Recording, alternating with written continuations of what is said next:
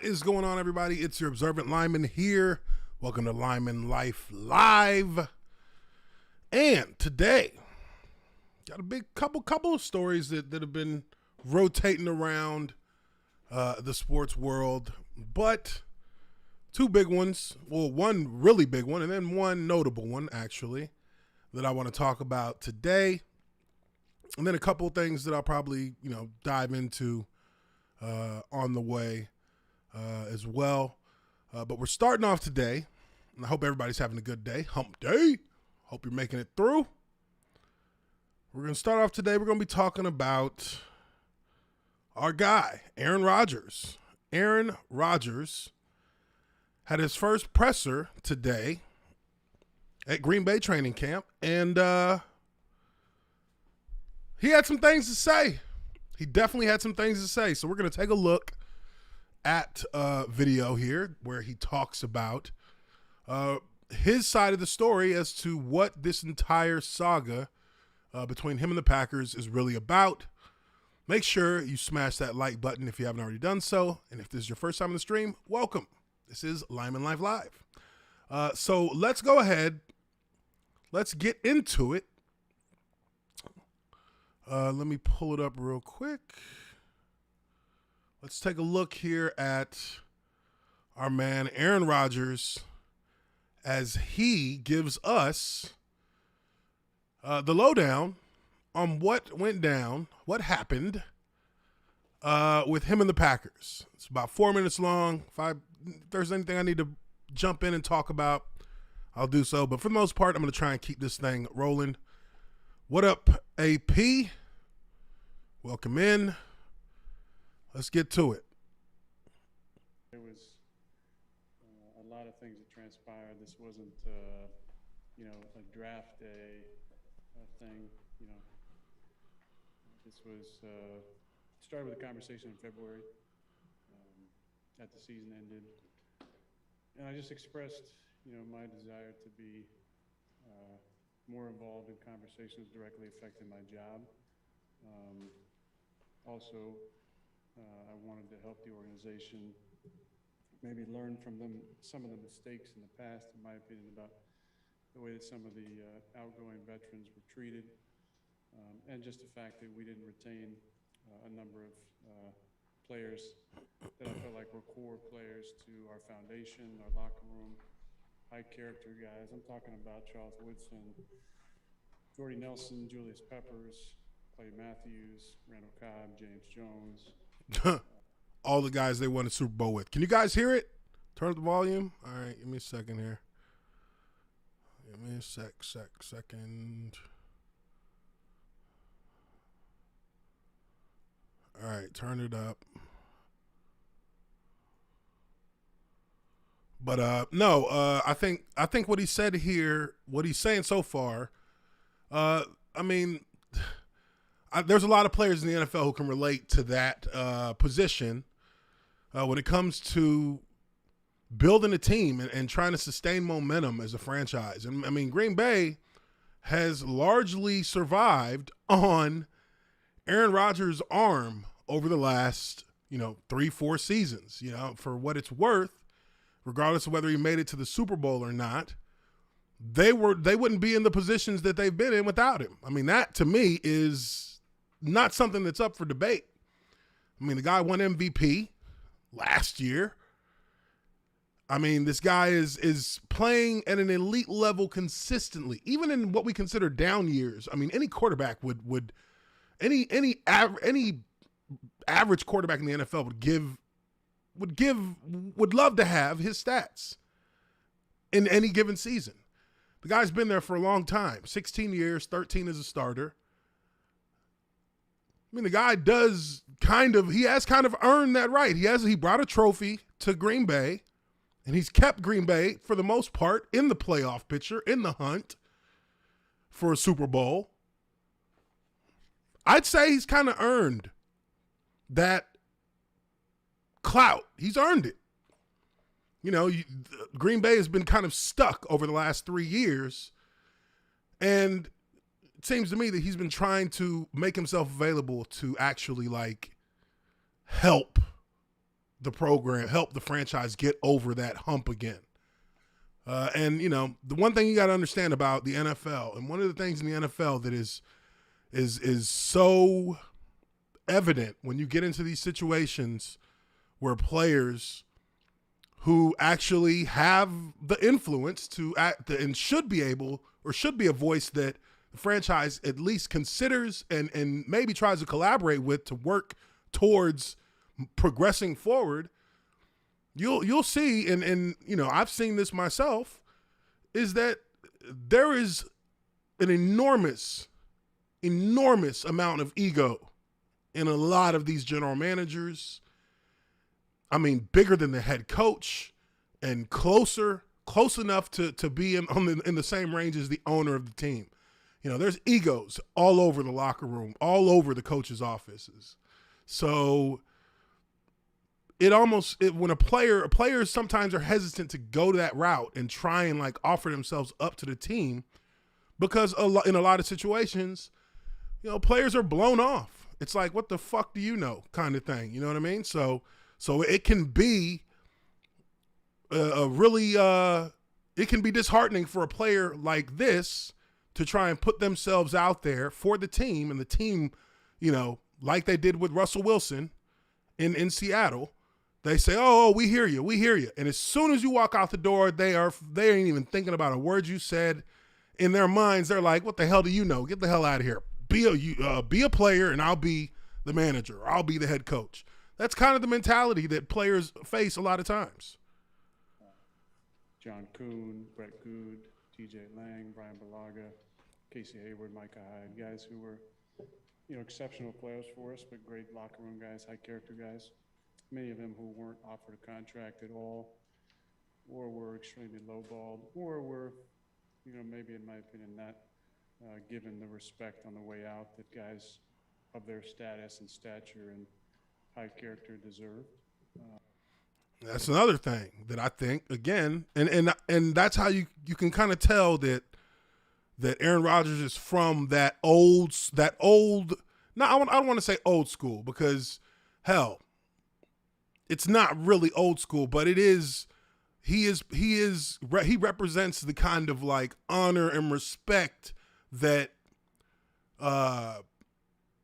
He's speaking on the honor and respect that franchises who have had players that have played for them for a long time and been in service for them for a long time.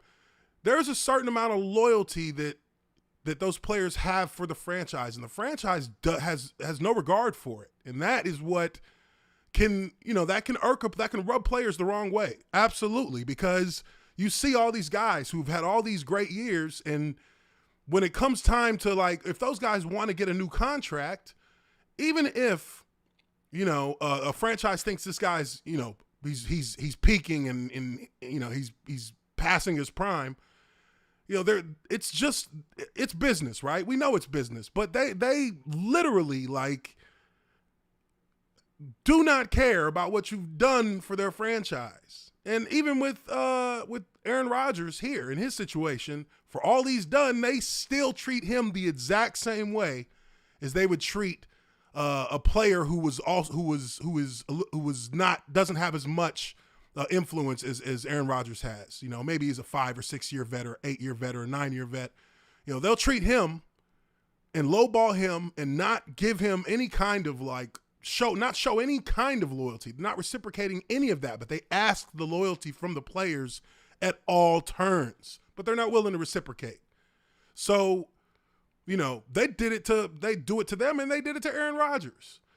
So it makes sense to hear him say these things, because these are the things that come up in locker rooms from time to time, because it's how players feel. There's a level of there's a bond and a chemistry that players have with one another in the locker room over years, players who were together for, long extended years as teammates. There's a kind of loyalty that you kind of feel like you should get from the franchise, especially if you're continuing to play at a high level. And you don't see that in the NFL. And that has mainly to do with the egos of these, people who run these analytics and do all of this due diligence and think that they have the entire formula figured out. And we're really only talking about football here. Football is a simple game. It's a simple sport. And sometimes they make it more complicated than it has to be. And then it kind of progressed from there into a commitment for the 2021 season and beyond. That really wasn't given at any time. So for me, I had to assess the situation, not necessarily wanting to be a lame duck quarterback, especially after an MVP season, which I think you can understand. And then the other part in February was wanting to be a part of conversations involving free agents, which has never happened in my career. I've trained with a number of NFL guys most of my career in the off seasons. Guys, I think his voice is low. He's speaking very softly. I mean, I got the audio turned up over here. I mean, I don't know what else to do in that regard, but I got it turned up. Let's back it up a little bit because took my eyes off of it. Wanting to be a part of conversations involving free agents, which has never happened in my career. I've trained with a number of NFL guys most of my career in the off seasons. My agency Athletes First has had a number of high draft picks over the years. I've tried to pass. I mean, this is off Twitter. I don't think there's any captions. Of NFL guys most of my career in the off seasons. My agency Athletes First has had a number of high draft picks over the years. I've tried to pass along information. Hasn't really been used, shall we say? That's exactly what I just got done saying. You give them the information, you try and give them some perspective from somebody who's in the locker room, and it's not they're not trying to hear it. It's just not something that they feel like they're it's beneath them to actually entertain a player's perspective on things that they see in the locker room and see how players affect the locker room and guys who, provide value through that. And they don't want to hear that shit. They don't want to hear it. So I wanted to offer my services as a recruiter, and I think we can all understand, Green Bay isn't a huge vacation destination. People are coming here to play with me, to play with our team, and knowing that they can win a championship here. Oh, that was a not so subtle jab directly in the eyes of the organization, the franchise. This is not a vacation destination city. They come here to play with me and with my teammates and on this team. You can look at that a couple ways. You can be like, damn, that's a little bit selfish. Or you can be like, damn, that's actually the truth. Because think about it. Who goes to Green Bay, Wisconsin for anything other than the Green Bay Packers? Unless you live there, you ain't going there unless you're going to go watch a game. So he's not lying when he says it. And the fact that I haven't been used in those discussions was one I wanted to change moving forward. And I felt like based on my years, the way I can still play, that should be a natural part of the conversation. As that progressed from that point, nothing really changed on that front. So we got into March, and the conversation changed. As I felt like if you can't commit to me past 2021, and I'm not a part of recruiting process and for agency, if I'm not a part of the future, then instead of letting me be a lame duck quarterback, if you want to make a change and move forward, then go ahead and do it. That obviously didn't happen. Like I said, it wasn't a draft day thing. There were conversations for a number of months leading up to that. Post the draft, I think what basically happened was then they said, we'll give you some money now. Let's see if we can throw some money at you. I said from the start it wasn't about the money. Obviously, I didn't show up for the off-season program or mini camp. To me, it was bigger than this. It was about trying to be a resource for the organization that I care about and love so much. No, I mean, look, listening to this cat talk, I agree with him. I don't have any disputes about anything that he said in this video, mainly because if you're listening to what he's saying, especially in the second half, these cats were trying to basically punk him. They were trying to punk him. They told him they're not going to commit to him past 2021, but we ain't going to trade you neither. We're going to use you up every bit that we can, and then we're going to let your ass go, or we're going to trade. We're going to get something for you, but we're not moving past you in 2021. And he's extending the olive branch, trying to like make some progress with the franchise, trying to break through to them, and they don't care. So now that it gets out to the public, and now you've got all this speculation about things, and, of course, Green Bay is going to they're trying to be as vague as they can when talking about the situation and acting like they don't know about things that are going on. They basically have been taking this cat for granted, and he got tired, and he realizes that, and he's tired of it. So, of course, like he said, what did they try to do next? They went from ignoring him. They went from disregarding his advice to ignoring his offering to be of service for them in recruiting and just finding a path back to a championship and free agency acquisitions. They blew him off on that. They told him they were going to commit to him. He's, like he said, he's basically sitting at a lame duck status. And then when they're looking more and more like the fucking fools, they decide, okay, let's throw some money at him, as if Aaron Rodgers, with his MVPs, with his Super Bowl trophy, as if he is going to be moved by a little bit more money than what he had before. The man's making a ton of money as is, and if he wants to, he could fuck around and go host Jeopardy and get paid just in the range of what he's making in football without even endangering his body. Like, the dude is an elite level quarterback, and he has proved it every time that he's been questioned. He is, whether it be, his stats being a little bit lower than they were in the previous season, the dude comes right back and blows the next season out of the water. And last year, is there any doubt? The dude he had a chip on his shoulder, and he flexed on just about every team they played, except for them Bucks. But the dude's greatness is undeniable. It's undeniable. And they literally tried to play this cat. And they tried to play him like they play any little 2-year player in the NFL. They did the same thing, which is just, that's where I am a huge advocate when I see these kind of things happen, because they've been happening forever, since the beginning. When I see these kind of things happen, I become more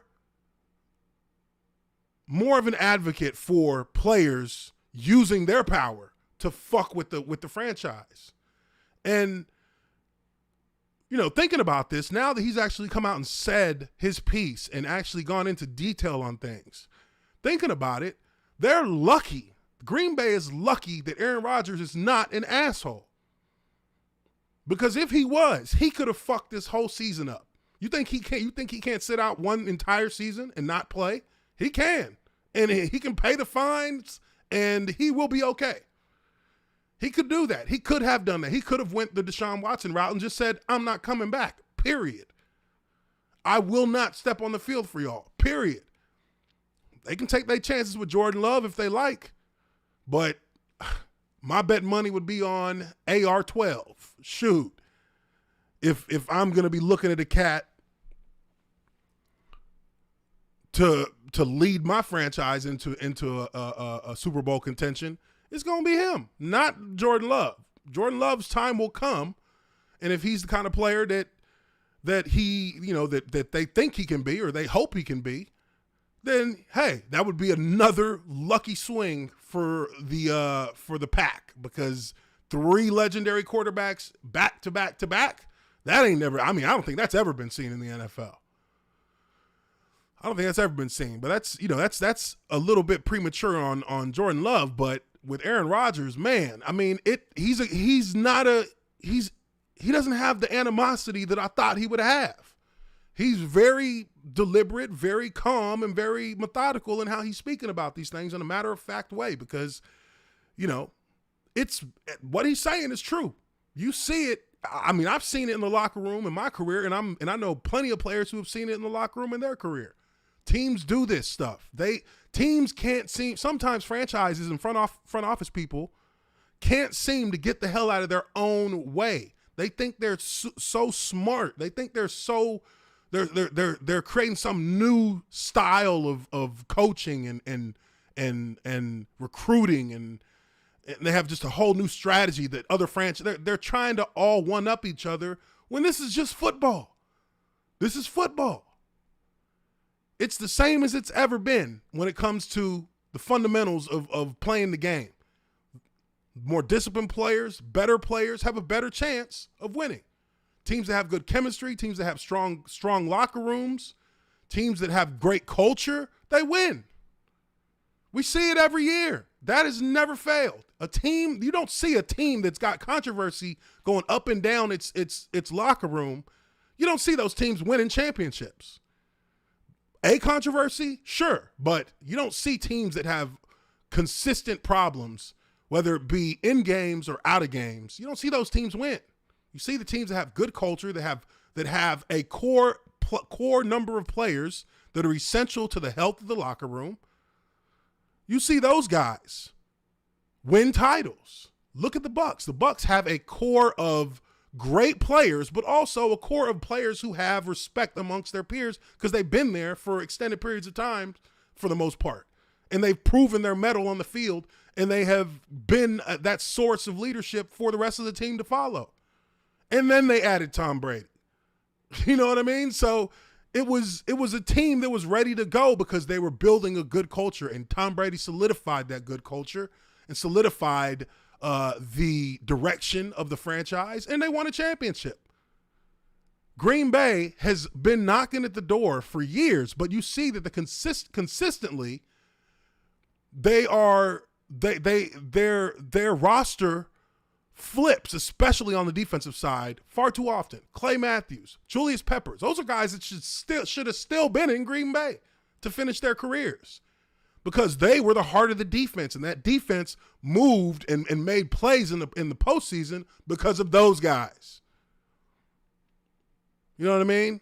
Charles Woodson, that's another guy. You keep him as long as you can, because even if he's not a starter, he is good for your locker room. He will set the tone for the young players and engrave the principles of a great player and the formula for greatness into the younger generation of players that come in and then step over him to be the starters. But they'll always, it's like you have a tree, like a family tree. Like, that's what they have with coaches. You hear about the Belichick tree, you hear about the Parcells tree, all these coaches that branched off from these head coaches and became noteworthy coaches in their own right. That's something that is also something that can be built amongst the roster itself. You can have, you hang on to a guy like Ray Lewis. Ray Lewis was in Baltimore until the last drop, and because he helped instill the mentality in the younger players before he went out the door. And they gave him years to do that, because it takes years to build that.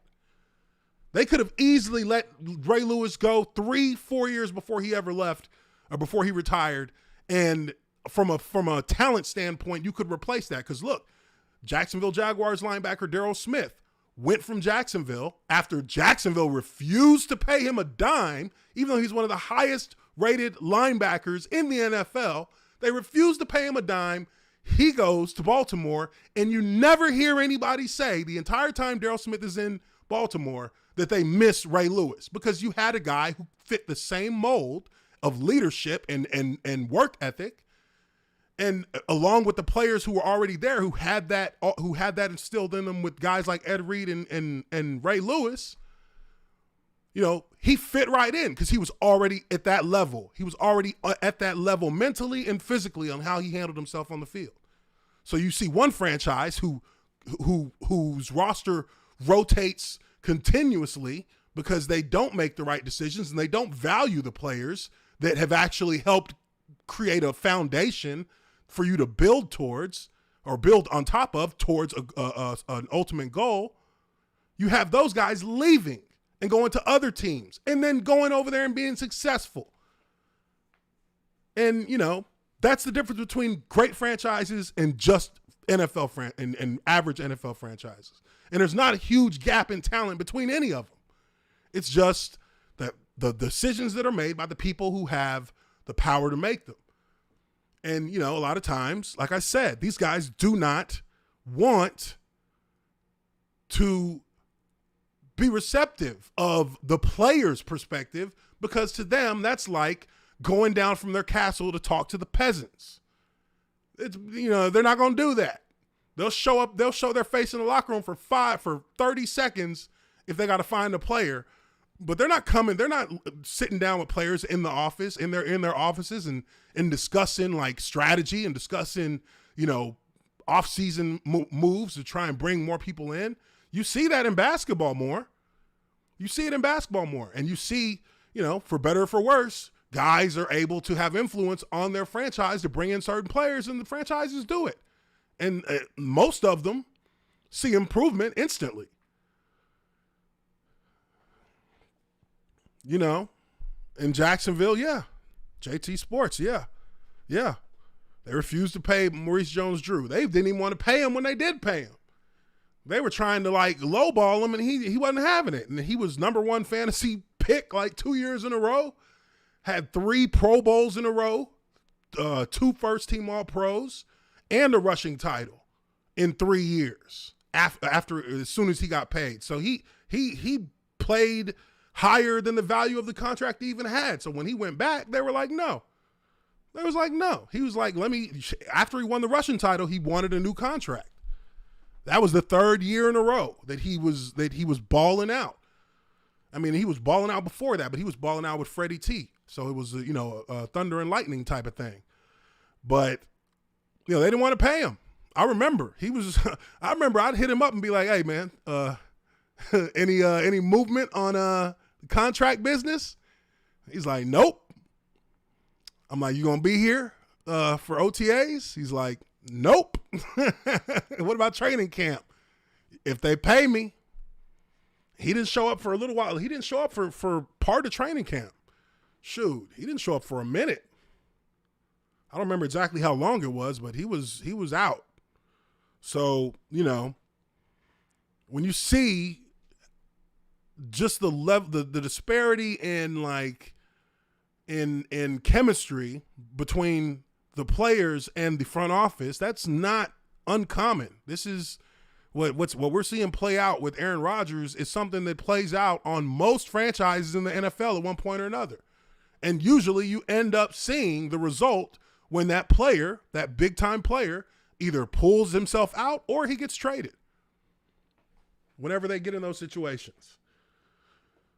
So, you know, this whole presser, and I think there might be a couple more videos where he's talking about some other things as well. Let me see. Hypotheticals based on different things. I understand that I'm here because Ted Thompson took a shot at me, but also can't compare the two situations when you look at the... Okay, I think this is something here. I think the volume on this is louder. Shoot. Let's see what he's talking about on this. We might have heard it. I don't know. I respect the question, Spoon, and I think there's a lot of hypotheticals based on different things. I understand that I'm here because Ted Thompson took a shot at me, but also can't compare the two situations when you look at the last years of Favre's career here, based, compare them to mine, especially leading up to 2005. It was a different situation. Hold on, let me see. What was the question that was asked here? Reporter challenged Aaron Rodgers. Why do you want to be involved? Many of the players you wanted back ended up not having great years once they left. If the Packers didn't decide to move on from Favre, you wouldn't be here. Rodgers' full response. All right, let's hear that. This is a different question. When it comes to personnel stuff, it's not all personnel stuff that I'm talking about. I just want to be involved in conversations that affect my ability to do my job. And it's not all personnel. But I think I have a unique perspective being in a locker room and having been the starter here for 13 years and being here for 16 years. There's not many people who've been in a position of influence longer than I have in this building. So it gives me a unique perspective to shed light on how things work together. One of the most important things is chemistry and cohesion in an organization, and I think I can offer an interesting perspective. It's not where I need to have final say on anything. I never asked for that. I just want to be in a conversation. 100%. 100. Everything he's saying is 100. He has been there long enough. He deserves it. He earned it. It's, why would you not want to see it from your best player's perspective, to kind of find, if you know what he likes and you know what he's looking for, then you can be more direct in the players you target, and you can have more confidence that they'll fit with Aaron Rodgers. But no, they think they're too smart for that. They always think they're too smart for that. I'm interested in how they look at certain players and if they value character, if they value chemistry, if they value what they bring to the locker room. And I think, yeah, some of those guys might not have had great seasons other places, but it's different when a Jordy Nelson has got me throwing in the ball. It's different when Randall Cobb's got me throwing the ball. It's maybe a different motivation when some of these guys go elsewhere. It is different to move to a new team. And yeah, some of those decisions would have been different, but maybe bringing back a JP for, $3 million in a one-year deal when he really desperately wanted to retire as a Packer might have been a good thing to do. Maybe letting Jordy play another season here.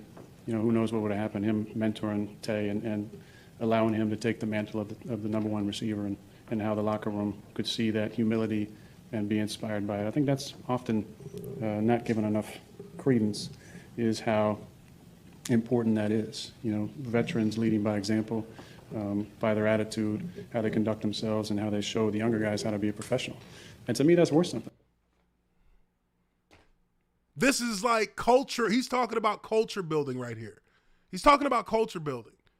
He's explaining how to keep a locker room intact in every sense of it, from accountability, from work ethic, from and also creating mentorships with these older players who are closer to being out the door, so that the younger players come up with the same principles that made the older players great. Like, he's trying to create continuity here. He's trying to create continuity, consistency throughout the franchise in the locker room. He's speaking more about in the locker room, and they don't want to hear that. So you end up getting rid of guys who, have a wealth of knowledge on the game and the nuance in the game to help players who are young become more efficient, more effective, faster. How many times do we see these quarterbacks get thrown to the wolves in their rookie years, sink or swim? When you see right here in front of you a guy who sat for 3 years, who learned from a legend, who, whether or not they liked each other is irrelevant, he learned something from him every day of the week when they practiced. And, you can see some of the same swagger, kind of ultra confidence in Aaron Rodgers that you saw in Brett Favre. That's something that you learn by seeing the repetition and by being able to learn those little keys that you don't see as a young player. You don't see them. Somebody has to show it to you. Somebody has to show you how to. You know what I mean? Like, these things are essential to having a good locker room. He's saying it all right here. He would be a good head coach because he understands the dynamic. I think he understands the dynamic perfectly. But again, you got people who are upstairs who have never played football before, who have never played professional sports, who have been the guys on the sidelines watching, and their pops or their uncle or their whoever was in the NFL, and they latched on, and yeah, they probably learned a lot about the game from a strategic standpoint and more of a, I guess, operational standpoint with salary caps and, you know, trades and signings and things of that nature, evaluating and scouting. But it's different on the field. It's different in the locker room. And if you don't know how those dynamics fit together with what you're doing in the front office, then you're going to be letting valuable pieces of your long bred franchise and organization begin to crumble because you're taking key cogs out of the machine. He's 100% right here. Might not be worth $9 million a year, which Jordy was scheduled to make that season, but he was willing to take a pay cut, way down. And these are guys who are showing loyalty. They're willing to take less money, which, you know, that's damn near like unheard of because of, and that's damn near unheard of because of mainly the way that these franchises treat players when it comes to money. You know, you rarely hear of a guy asking or offering to take less money because a lot of times franchises don't want to give you what you want. And if they do give you what you want, regardless of how you're playing, in a few years, they're going to want to do something to take some of it back. Because now they're just going to say, well, you're older. You're 2 years older. You're 3 years older. They don't want to let you get, in most cases, they don't want to let you get to that last year of the contract. Because that last year of the contract generally has the biggest amount of money that they got to pay in one season for your services. They don't want that. They plan on getting rid of most every big term contract at least a year before it ends, before the end of it, because of that, because there's going to be a shit ton of money to pay on the back end. Even with as much as they pay up front, they backload the rest of the contract because they don't, they're not counting on you getting to the end of that contract. And, you know, for guys like Jordy Nelson, who played his whole career pretty much in Green Bay, like he has a loyalty to the franchise. It's beyond money. So he's willing to make that sacrifice, and they still cut him, even though he's perfect for your locker room. He's a pillar of your locker room. That's crazy. And that's why, you know, that's why they've had these struggles. That's part of why they've had these struggles. I think it would have been worth it to keep guys like that, or Charles Woodson. You know, Charles wanted to take a pay cut as well to stick around, and he obviously still played at a high level when he left. He made a Pro Bowl in Oakland, and not to mention 70% Charles Woodson is, you know, an incredible player for us. Just what he brings from a leadership standpoint, from a professionalism, toughness, you know, being able to be a part of conversations like that. So that was his response to that question. Looking at the chat, I wouldn't say that the NFL's gone corporate. The NFL has, well, let me rephrase. The NFL has always been corporate. Always been corporate. Since Roger Goodell came into the NFL as a commissioner, it has always been corporate. It's a business. It is. It's cutthroat. You know. That's where, you know, yesterday when I talked when I talked about the Simone Biles situation, you know, I talked about, you know, pressure bust pipes or create diamonds. And the NFL is probably one of the highest pressure jobs an individual can have in sports on a consistent basis, because you don't necessarily have any guarantees. And there's the level of competition, the level of competitiveness that you have to have in order to keep your roster spot always has to be at the very top. Like, it has to be the most you can give, because look, there are some guys who are in situations where they are looking for a reason to get rid of you. They're looking for a reason. And it may just be because of money. It may have nothing to do with your skill, but if you have a couple of down games, or you have, you know, a bad season, that's something that they're going to use against you. This is all business. They're trying to free up more money just for the sake of freeing up more money. A lot of times. So it's an unfortunate situation, because you see a guy whose career has been a Hall of Fame career for sure, no doubt. You see him in in one of these few cases where guys played his entire career in one city on one team, you see it really fall apart at the seams.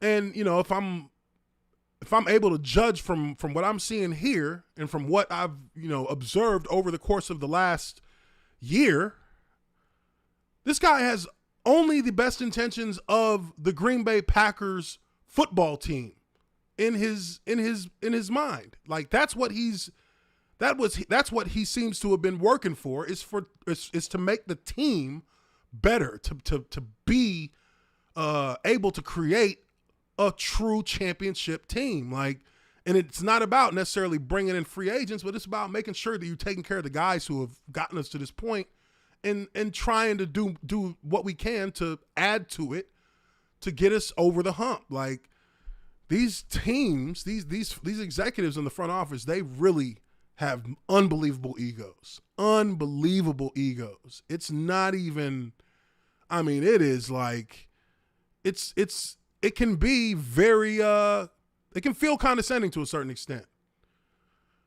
It can feel condescending. Okay, so here's another video here. Let's check this out, because I mean, they've got this is another player who appears to be kind of heading in the same direction as Aaron Rodgers as far as their feelings about what the franchise is doing. Davante Adams. It says here, Davante Adams was asked if he would take less money if Aaron Rodgers is still in Green Bay next season. No, that's not going to happen. What other profession do you take less money than what you have earned? That's not how it works. Damn fucking right. You damn right. And that's the situation that you see in the NFL a lot, is that there are some players who will take less money for their team, which is commendable. It is. And, you know, given a player's situation, that might be something that they can do. But if you're a player like this, who is one of the best, if not the best receiver, he's definitely top 5 in any spot you can put him at.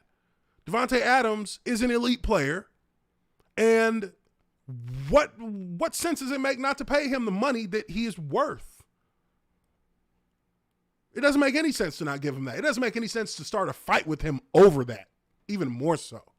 So let's hear what Davante Adams has to say. Here beyond this year, would you be willing to not be the highest paid wide receiver if it means staying with him, or is that all you'll settle for? No, that's not going to happen. You know, I don't want to. It's not about being a baby, but what other profession do you take less than what you have earned? You know, that's not how it goes. And you know, the fans may see it different in certain ways, and I'm sure there's a lot of fans that see it the same way that myself, my family, my agent, and you know, most of the league sees it.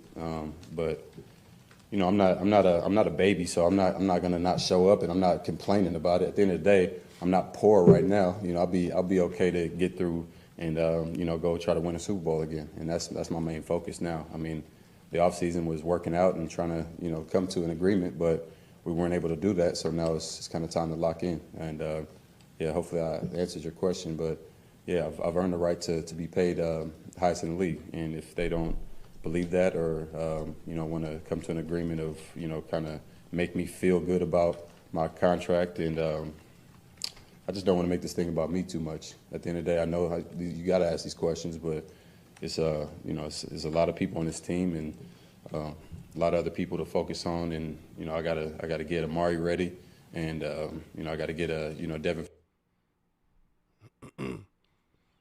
Very professional answer. Very professional. Very professional. Very honest. And whoa. Randall Cobb coming back to Green Bay. Specs trade back to Packers. Where's he at now? Oh, Texans. Yeah, that's right. Ugh. Ooh. Yeah, I mean, yeah, that's probably an easy enough thing to make happen. You know, I think I think Davante Adams, and honestly, I haven't really ever seen him, you know, I haven't seen him talking. Like I haven't watched, you know, any interviews with him before. So this is my first time watching him, and the guy is on point about the business side of it. Like I said, this is the business side that he's talking about. But also at the same time, he doesn't want to make it all about him, because he's got a job to do and he's got teammates who he has to work with to get their job done. So you've got some high character players in Green Bay. You know, a franchise is so lucky to have high character players who are also elite level talents. That brings the best of both worlds to a franchise. You've got to be able to recognize that if you're somebody sitting in an office wearing a suit. If you're somebody who makes roster decisions, you've got to be able to see and be able to feel the pulse of the locker room. You know, a lot of times people put that on the head coaches, but it's not really just on head coaches. General managers need to do that too. General managers are often seen as, you know, there's two reasons why you're going to the general manager's office. Either you're getting cut or you're getting cut. So a lot of people look at the general manager as somewhat of a grim reaper. Shit, we used to have a guy in Jacksonville who was the assistant to the GM. And this dude was like fucking tall, lanky, a little bit of a stiff looking face, stiff guy, real stiff. But we all liked him, but we all knew if he walks in that locker room, you hear it immediately. Watch out, y'all, the Reaper coming. Reaper! Reaper! Motherfuckers start spreading out like roaches. Gone. Get around the corner and just look around and see who is he looking for. And he got a little clipboard in his hand and he just walk in and you just see him walk all the way down to one of those young players' lockers and just kind of, he don't even really say nothing to him. He just be like, "You're next. Come, we'll go to the general manager."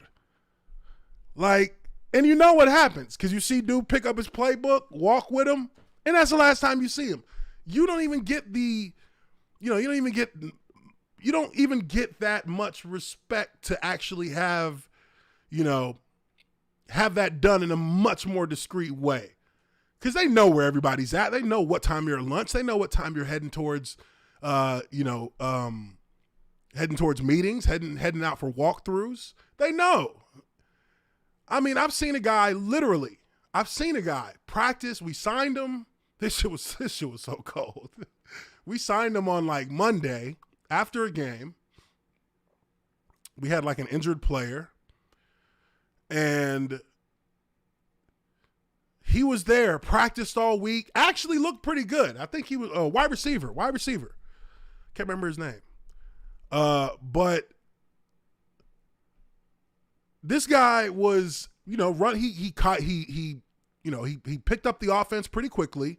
He was, running, he was doing well in practice. I mean, he was still getting his bearings, but he was doing well.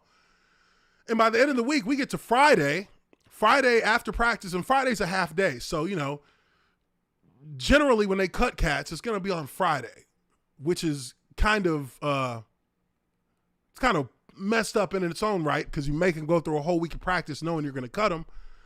But, they make, this guy is been practicing with us all week. He goes through the entire practice on Friday, and the moment that he steps 1 foot off of that grass, Reaper! There he came out of nowhere, out of left field, and just, "Hey man, come with me." He walked, and we're all walking into the double doors to go back in the facility. He just veers off and goes through the double doors that are about 20 feet down. And that's the last time we saw him.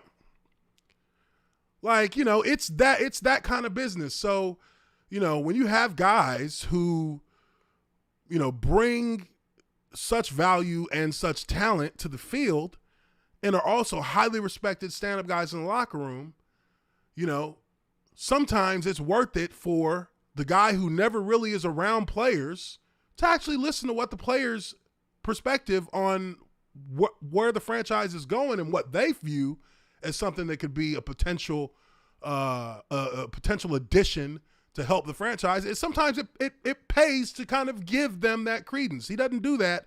GMs don't do that.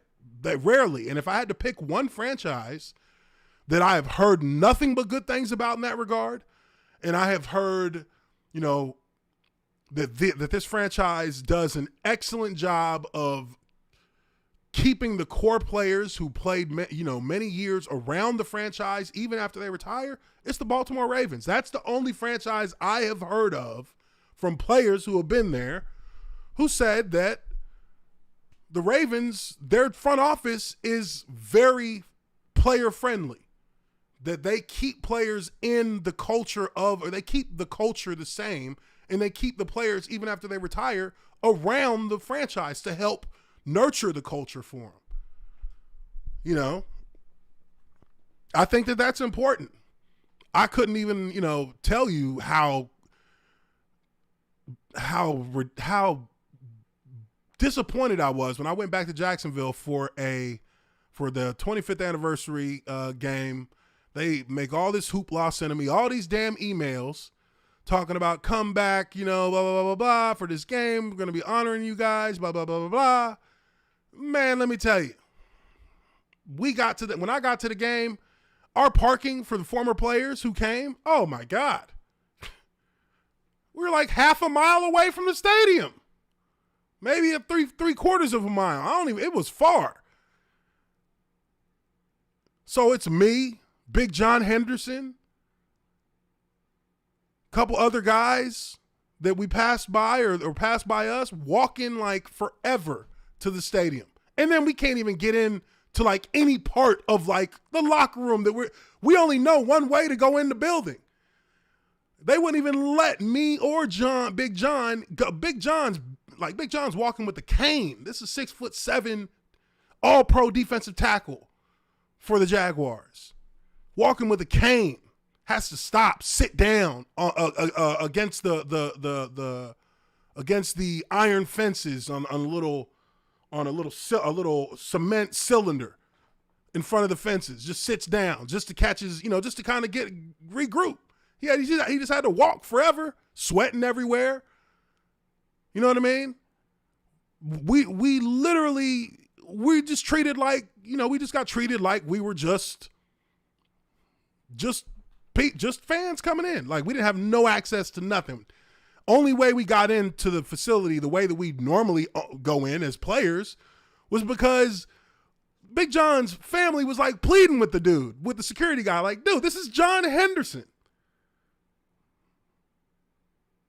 Let him in. Like, and then once a couple of people who've been in Jacksonville came through the doors, the glass doors, and saw us, they were like, let those guys in. Like, let them in. Like, let them come in this way. Like, what the fuck? These are former players. Like, it's just crazy. There's so much, you see the differences, and I wasn't, unfortunately, I wasn't able to, be on a team like the Bucks or the Chiefs and see necessarily all those differences in culture, but you just got to think of it as the opposite of what you're dealing with now. So in Jacksonville, I see how their culture, how they treat the players and what the culture is like there. There's a complete severance between the players who had been in Jacksonville and the players who are in Jacksonville, and the mentality of the people who run the franchise is completely separated from the notion of building that culture with your best players that have ever been there as well. You don't see Maurice Jones-Drew in Jacksonville that much unless there's a game there. They probably sent him out there a couple times to do some interviews when they got Trevor Lawrence. I'm not even sure if they did that. But, I mean, you would think that that'd be a guy you would keep around the franchise all the time. Bring him to games.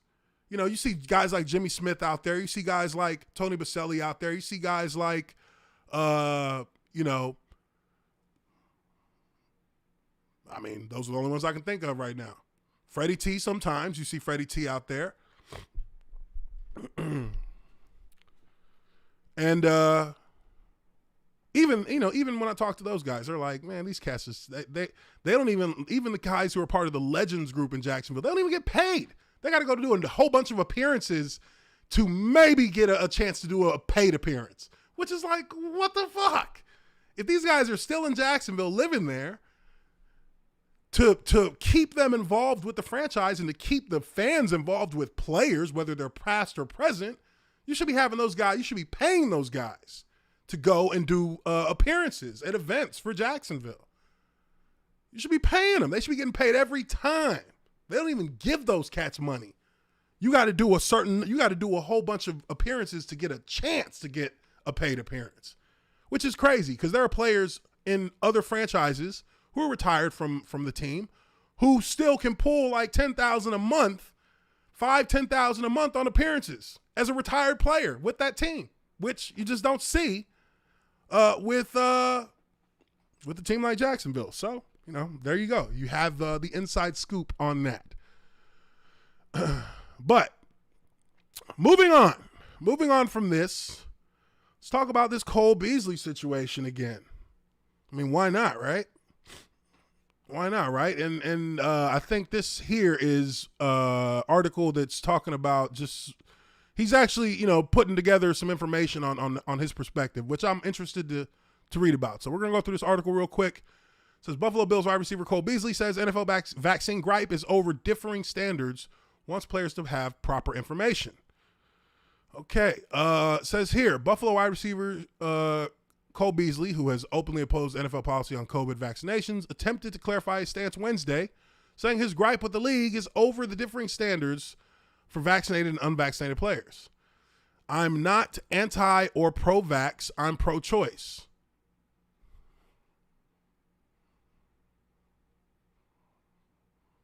Okay, well, what does this mean? I'm not anti-vax or pro-vax. I'm pro-choice. Well, you do have a choice. I don't understand how this is relevant when you actually have a choice. You don't have to get vaccinated. You don't. The NFL is not requiring you to get vaccinated. This is a fact, but let's read on. Beasly said, reading from a prepared statement after the Bills' first practice of training camp. With that being said, the issue at hand is information being withheld from players in order for a player to be swayed in a direction he may not be comfortable with. When dealing with the player's health and safety, there should be complete transparency regarding information that is vital in the decision-making process. Without having all proper information, a player can feel misguided and unsure about a very personal choice. It makes a player feel unprotected and gives concerns about future topics regarding health and our ability to make educated decisions. I don't understand. What is he talking about specifically is what I'm trying to understand. I get what he's saying. I'm just trying to understand, well, I get it, but what exactly are you talking about? What part of the transparency part is not working for you? That would be some good information to have. The NFL's policy, which heavily restricts unvaccinated players while allowing a return to near normalcy for vaccinated players, sparked criticism from Beasly last month when he tweeted that he was not vaccinated and will continue to live my one life like I want. That's his choice. His choice. The NFL policies include more frequent testing, masks, and social distancing in the team facility and during team travel for unvaccinated players. Well, I mean, he's just doing what he had to do last year, basically. It was the frequency of testing, however, that Beasly was most critical of. Okay, there you go. So this is what his gripe is, the frequency of testing. All right, let's hear it. Unvaccinated players will be tested daily under the policy governing preseason and training camp, while vaccinated players will only be required to test every 2 weeks. Okay. He says here, it's common sense that if a vaxxed or unvaxxed player is tested less frequently, the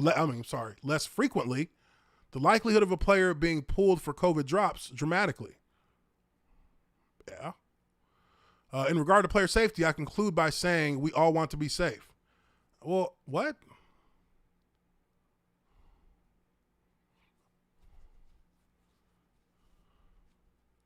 Huh. I mean, I don't know. I don't understand I don't understand. What is his problem when, yes, you would be tested more if you're unvaccinated because they have to test you daily,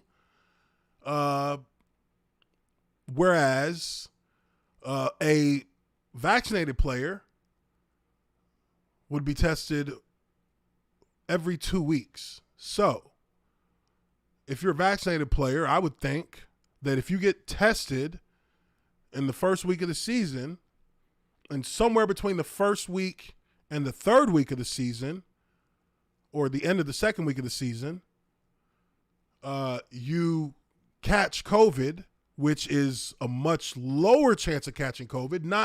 It's not impossible, but you can still catch it, but it's a lower probability, but also a lower viral load if you catch it. So you may not show symptoms.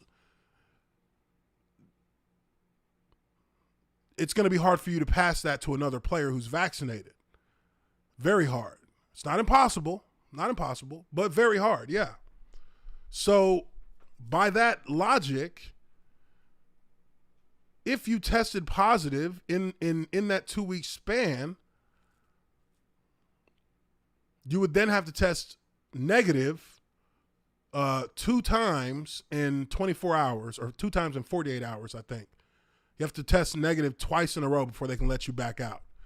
But you're going to see probably less downtime. You're probably going to see, you're probably going to be asymptomatic, and you'll be back faster than a player who is unvaxxed, because if a player who's unvaxxed tests positive, you got to kind of wait 2 weeks to be in a safer zone that he doesn't have a huge viral load that he can pass more easily to vaccinated players, which, I mean, that's just a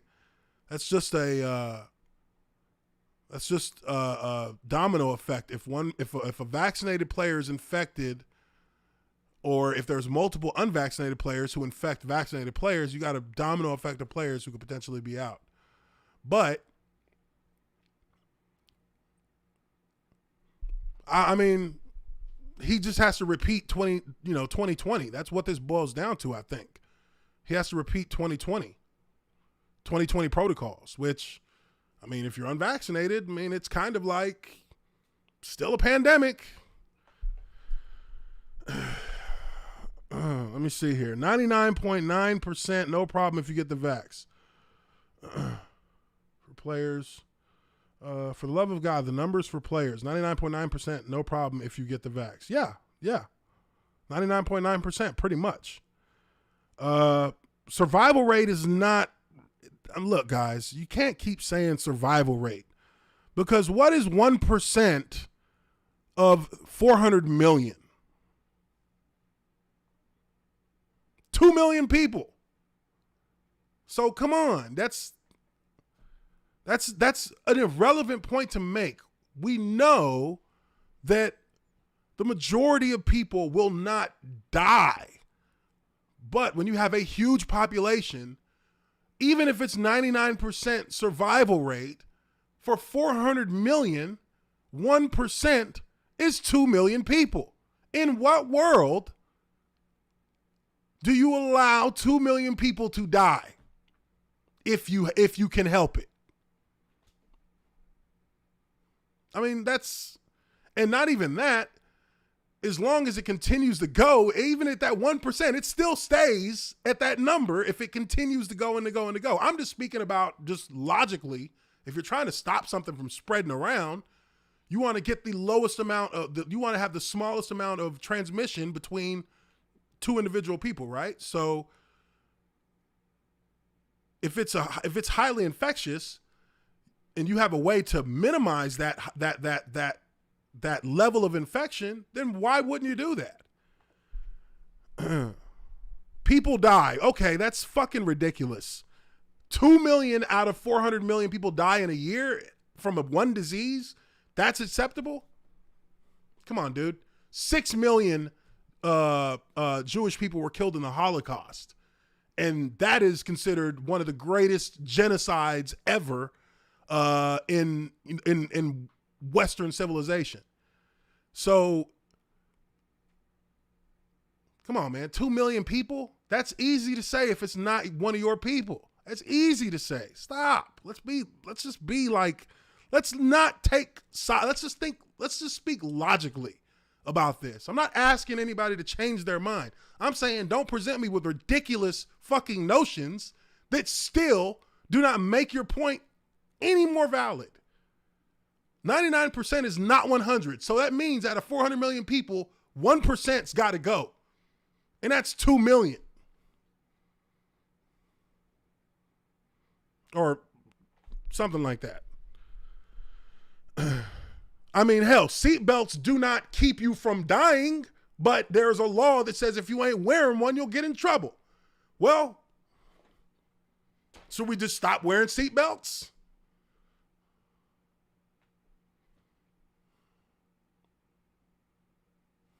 The chances of you getting in a car accident are less than 5% when you get in your car. Should we not get in car insurance?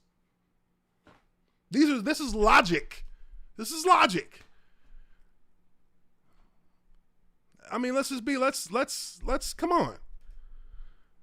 This is not like it's really not even like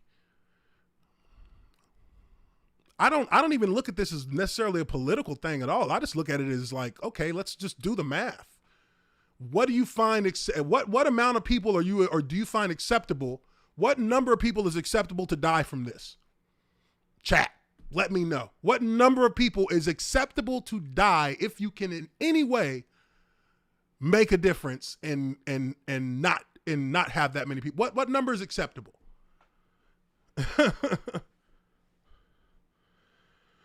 Ooh.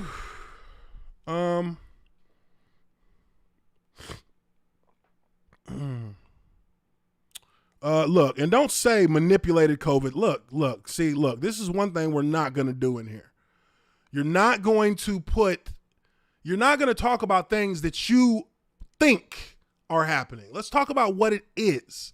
And you have no proof and no bearing in saying something is manipulated or not because you saw a picture on Twitter or you heard something from somebody on the YouTube channel. That is not proof of validation of any kind of manipulation whatsoever. Period. Come on, folks. Now, let's continue with this article. We veered off a little bit there. I like talking to y'all about this because, I mean, I want to bring it to just a base level. Stop putting out your opinions or opinions based on things you heard. Let's just talk about what we can actually verify. If you don't work at a hospital, then you don't talk about, oh, the hospitals are empty. Motherfucker, which one? Which one? You know what I mean? You see a video of somebody walking down a hallway in a damn hospital and it's an empty hallway and maybe there's an empty row of beds in there. Oh, the hospitals are empty. No, they're fucking not. No, they're not. Come on. Oh my God. News reporters are reporters, not journalists. Reporters tell you what they are told. Yeah, I mean, anything that comes on the TV channel and they're speaking news, there's clearly an agenda in how they slant the news. I mean, come on, this is elementary. We all know this. We should. It doesn't matter if you are leaning one way or the other. Whatever you watch on TV is slanted. So just look up data. Look up the data yourself. I mean, look, whether you trust the CDC or not, they got the data. They got the resources to have the data. All these other motherfuckers who claim to be fucking PhDs or MDs or whatever, viral, this and that. Well, you ain't got the data. You only have access to a certain amount of data. They got access to all the data. And they can go back and look at the numbers over and over and over again. They have unlimited resources. The government can get the information if they want it. So, I mean, look, at the end of the day, it boils down to let's just be reasonable about it instead of trying to pit your data against this data or that data. Let's just talk about what makes sense in a regular everyday setting. In a regular everyday setting. You know, we say when we're out, you know, in public, cover your mouth when you cough. Well, why cover your mouth when you cough? Why? What is the point of covering your mouth when you cough? Chat? I'm liking this discussion. I mean, I want to finish this article, but I have a few questions for some of y'all in the chat. What is the point of covering your mouth when you sneeze or when you cough? Why do that? I mean, this is something we all learned when we were little children, right? Hey, don't cover your mouth when you cough. Cover your mouth when you sneeze. But why? Why is what information, what data do you have that says that I should cover my mouth when I cough or cover my mouth when I sneeze? Why should I do that? I have a choice.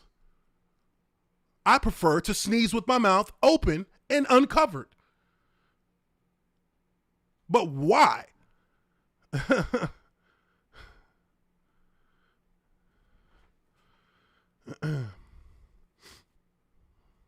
Nobody's taking away rights, dude. Look, listen, guys, because I see our counts going down a little bit in our people here. Listen, I just want to say this.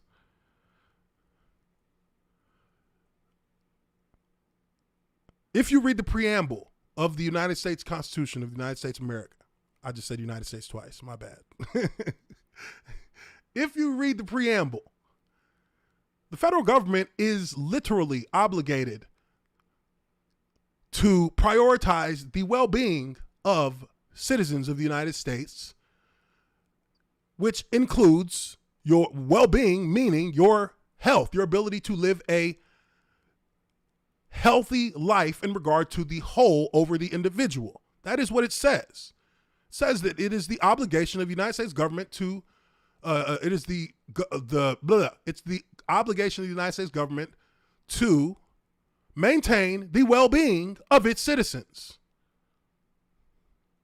That's all you need to know if you're a constitutionalist to see that when it comes to something like this, I don't want to go into like too much nuance, but when it comes to something like this, a threat to society, regardless of how little, remember the 1% doctrine?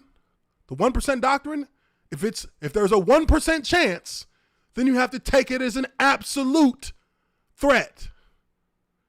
Because if you underestimate the threat, you will be shown to be a fool before the end of the day.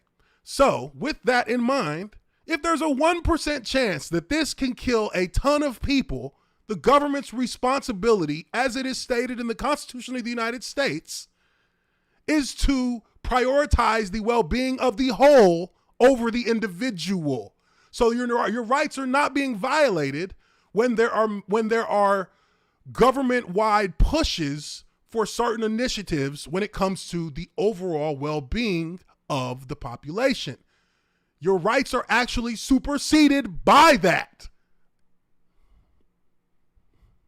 That's a fact. And I'm not saying that, anybody's I don't want anybody's rights to be taken away. But at the same time, I'd rather us all be here together than for us to all be separated and have to fight fate on our own. Nobody wants to fight fate on their own. And hey, it's a flip of a coin, really. You live or you die, right? 50-50. You live or you die. At the end of the day, in the grand scheme of everything in this world, you live or you die. And then on a smaller, more micro level, you have this situation we're dealing with here. It is not stated in the Constitution. Look at the preamble, dude. Look at the preamble.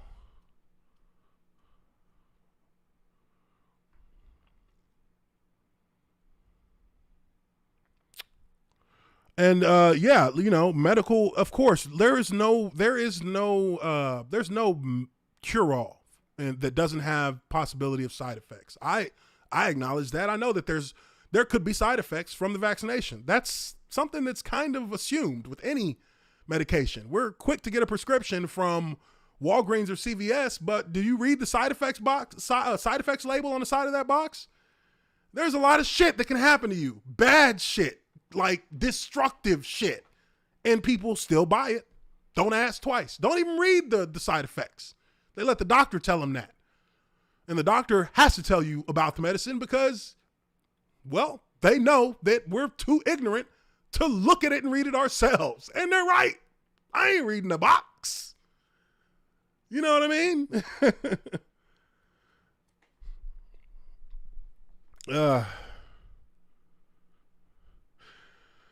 Yeah, well, look, and I'm looking and look, we're gonna get back to this Cole Beasly thing here, but I'm looking and I'll talk a little bit more about that. Look, the CDC has gone back and forth because things keep changing. That's science. Science changes with data, and when it looked like we were getting to the end of the tunnel, motherfucking shit start going backwards, and now the guidelines are changing. They're changing because of what is happening. Our guidelines are adapting to what the present situation is. Florida just had 70,000 new cases in a week. I mean, that's more than what we was having, or maybe it was 7. I'm not sure. Correct me if I'm wrong there. Maybe 7, or I think it was, but I'm pretty sure that they had 70,000 new cases in Florida last week. I mean, that's double what we were seeing in the country when it was 30, 40, 50,000 a day in the country. And we were oh my God, we got to shut shit down. They're already doing that. They already have those numbers in Florida. So, do I have to look it up, guys? I'm not going to look it up. Let's finish this article. We've veered far too far off this. Okay. Okay. For so many players around the NFL, safety does not solely mean avoiding the COVID virus. Our health is now and years beyond, which we are trying to protect with our personal choice while doing all the things we did in our protocol during a very successful 2020 NFL season. Bills general manager Brandon Beane briefly discussed the team's vaccination rate Wednesday, saying it is just over 80%. Beane also said he does not believe Beasly's or any other player's comments about the vaccine on social media will detract from the team's overall focus now that training camp has begun. Sometimes stuff gets out in social media. You don't know how to interpret it. Beane said, I've had a lot of conversations with some of the guys. It's tough. Guys are trying to educate themselves. They're trying to look at all sides, but we've got professionals and we allow them to express their views. Yeah, that's the way you should do it. Look, I am all for, I don't have any I don't personally have a problem with a player making a decision on whether or not to get the vaccination, so long as they have educated themselves and actually think about it. I mean, give yourself some time to ponder on it, because at the end of the day, it's your decision to make.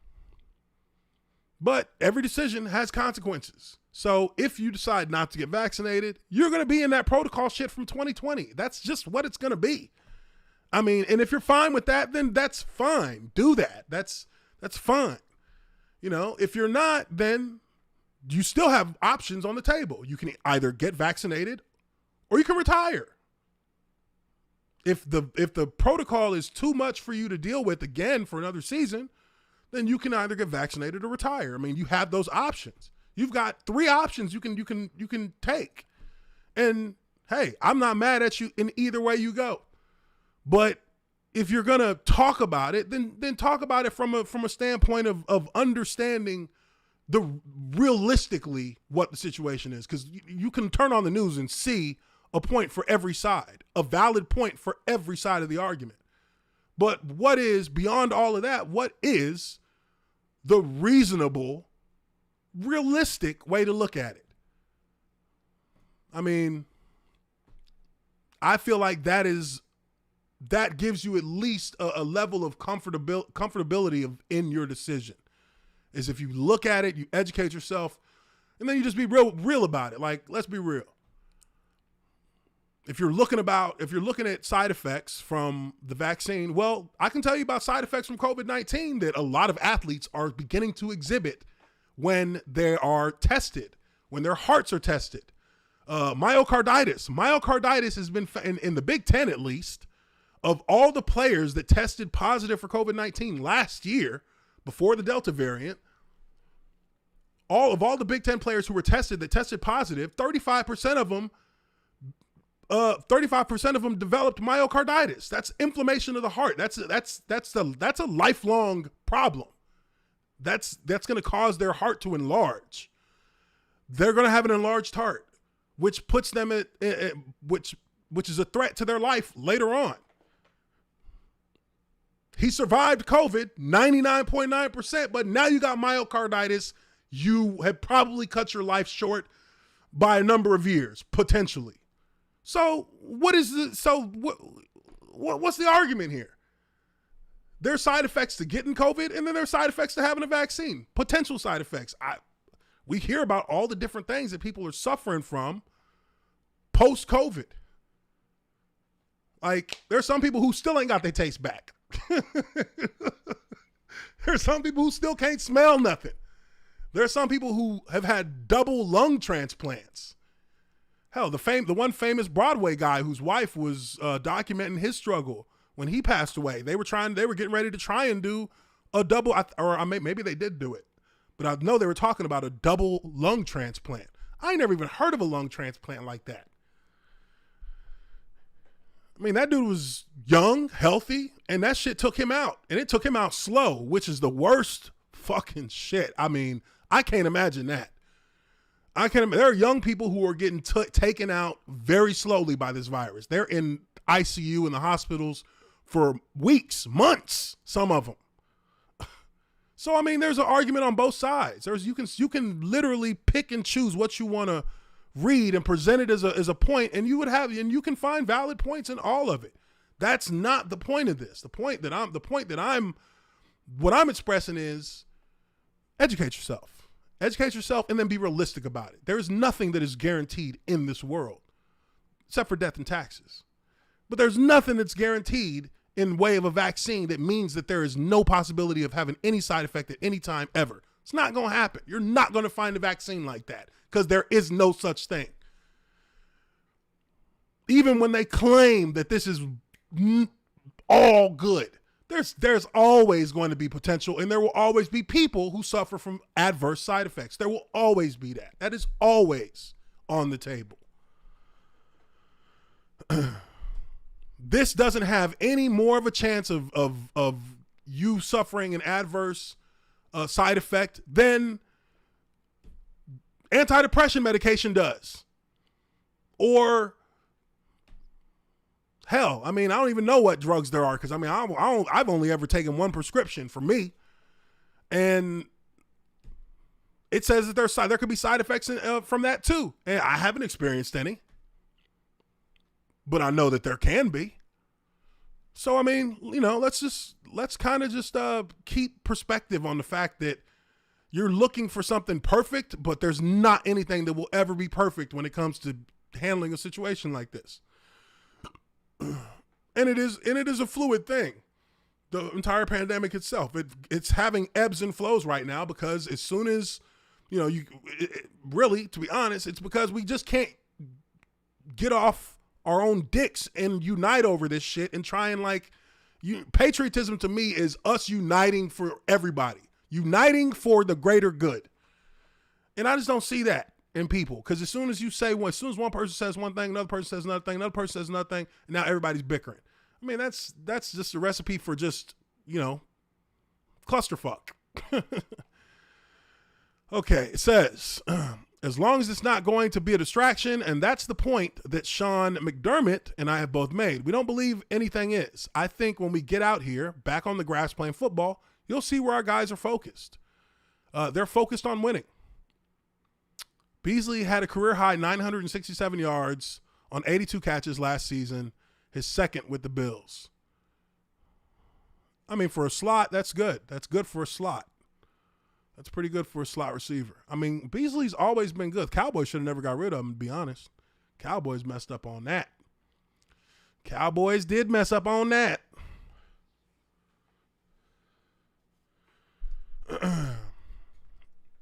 Oh.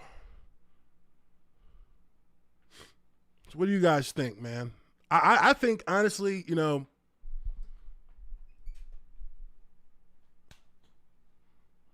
young, healthy athlete.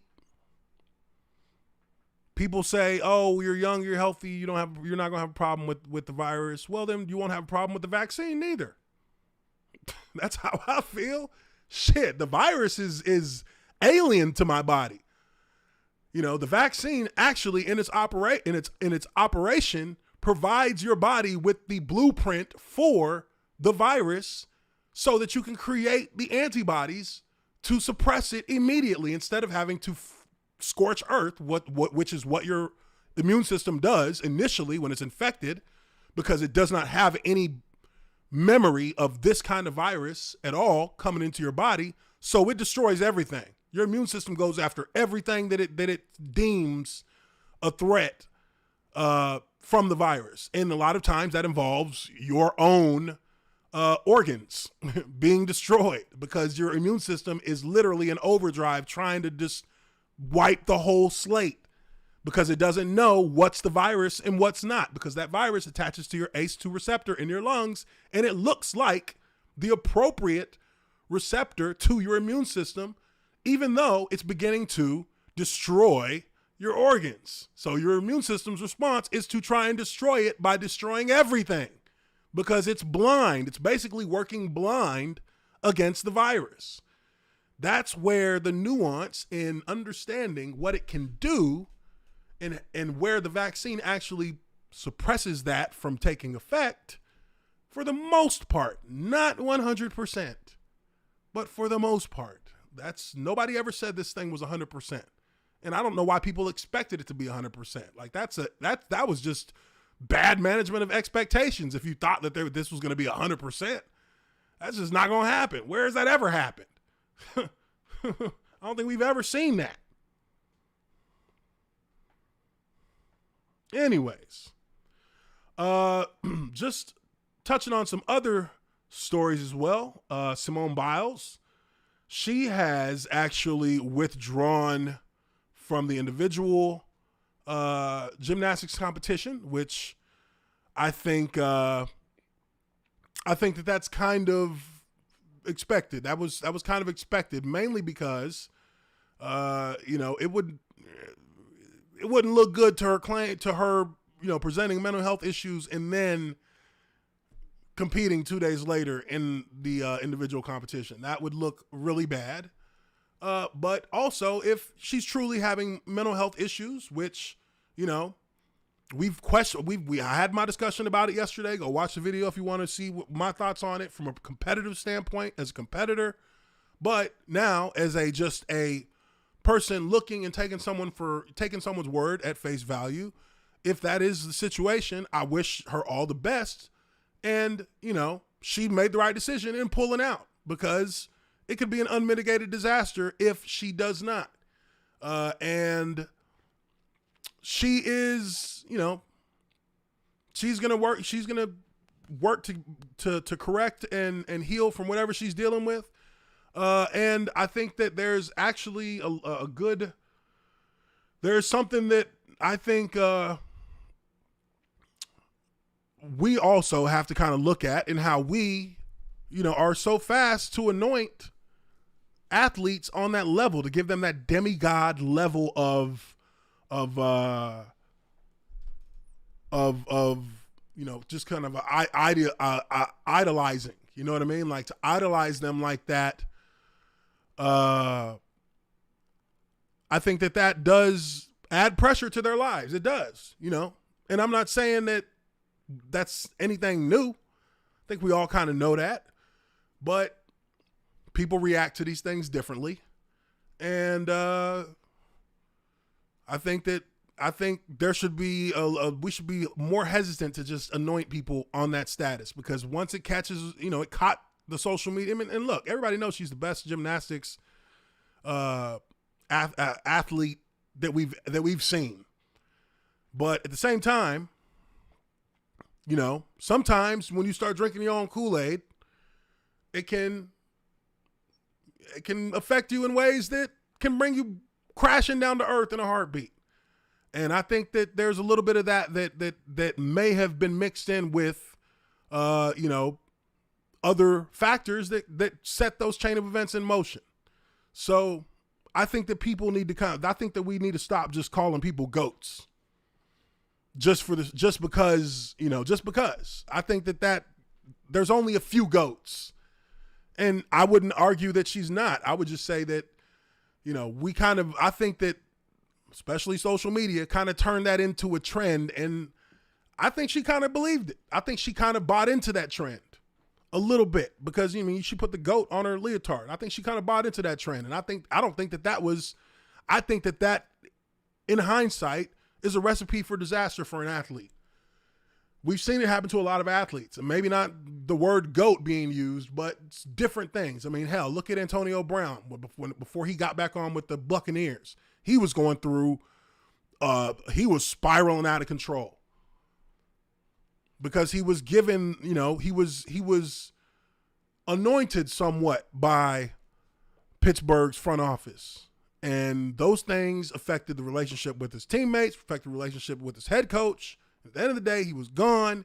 Then he goes to Oakland, and they kind of feed into that same thing, and he took advantage of it immediately, and then he's gone, and you just see the spiral continue and continue and continue, and he luckily had a safety net in a guy who, probably for some selfish reasons, but also because he believes in a guy who getting a second chance, put a word in and got Antonio Brown into Tampa Bay, and it changed him. And it's changed, and as far as we can tell, it's changed his path in life as well. So, I give Tom Brady credit for that because Antonio Brown was, if you would have asked me a year ago what his destination was going to be, it wouldn't have been playing football no more because all the things that were happening with him. So I think that when you do that, when you give athletes, when you put that title on them, and it's not even just the GOAT title. When you put like these titles that kind of make them larger than life, it has there's a detrimental factor to it as well that can play out under the right circumstances. And this is a situation where I think that's probably what it boils down to, is that this kind of played out in the worst case scenario. And, maybe 9 times out of 10, we're not talking about this if it's a different timeline. 9 times out of 10, she goes out there, she dominates in the team, she dominates in the individual, she got the golds, America got the golds in gymnastics, and we keep rolling. This just was not that timeline. This is just something probably happened, and boom, now we have a domino effect, and it's unfortunate. I support her as an athlete and as a person to get well and to feel better. I have my own thoughts about just the competitive side, but the competitive side is different. I can actually remove that from my thought process and look at it from an empathetic side, because I've been an athlete, so I know that even as an offensive lineman, shit, I'm nowhere even close to the level of pressure that she probably has felt, in representing the right way. But shit, I go on a message board and see somebody say I fucking was blocking like shit, and I start sweating bullets and start being like, all right, fuck, gotta have a good game this week. Gotta do this. Da, da, da. Even just hearing that can change your thoughts a little bit. So, I feel like maybe it was just maybe with time off, and with the ability to,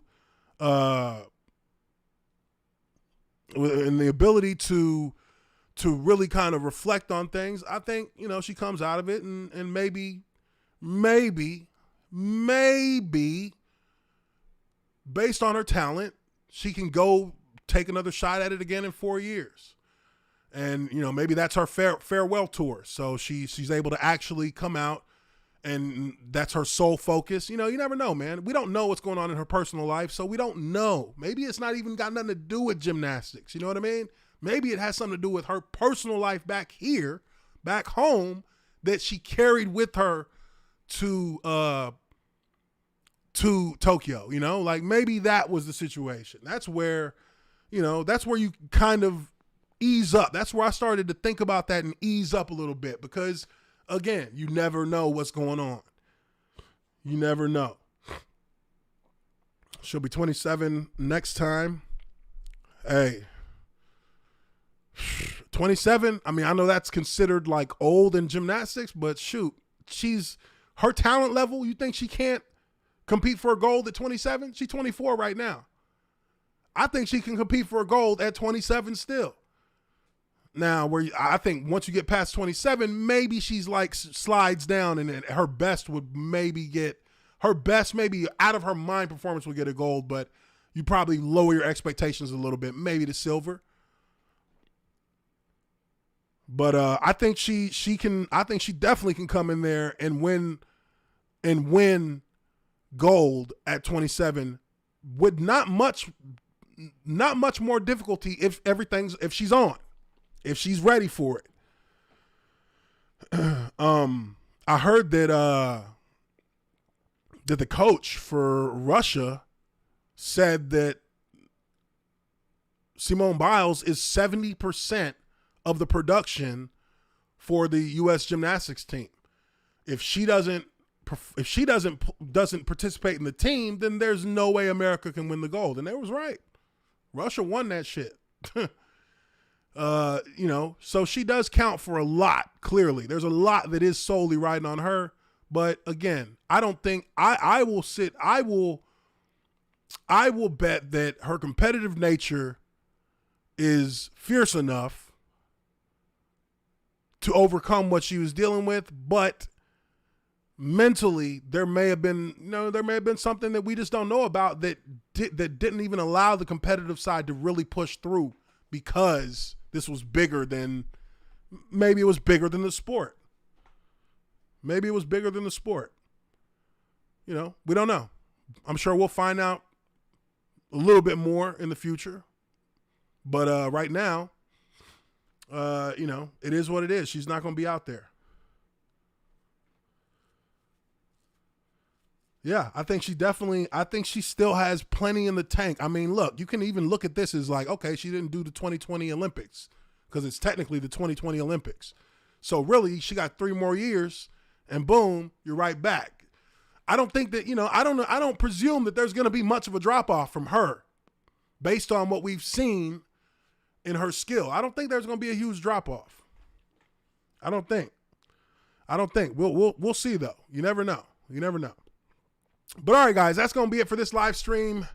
Appreciate you guys once again, as always, for being here, showing support, showing love. You guys are freaking awesome. We'll be back again on Friday. And I am getting ready to close on a new house. So next week, we may be off next week.